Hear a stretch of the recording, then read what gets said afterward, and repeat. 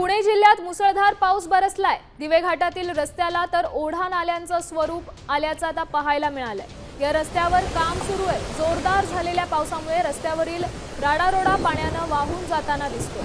अवघ्या काही दिवसांनी आता वारीला सुरुवात होणार आहे। त्यापूर्वी हे सर्व काम आटोपून घेणं गरजेचं आहे।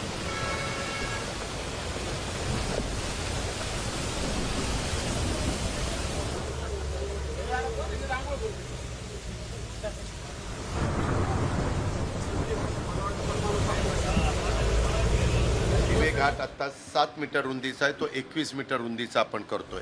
ह्या वर्षी काम पूर्ण होत नाही। यावेळेस कुठेही वारकरी संप्रदायाला दिवे घाट चढत असताना अडचण येणार नाही, वाहनांना अडचण येणार नाही। तिथून कुठला दगड वगैरे ढासळू नये, कारण तो एवढा काही कठीण हे नाहीये, खडक नाहीये, तो हार्ड रॉक नाहीये।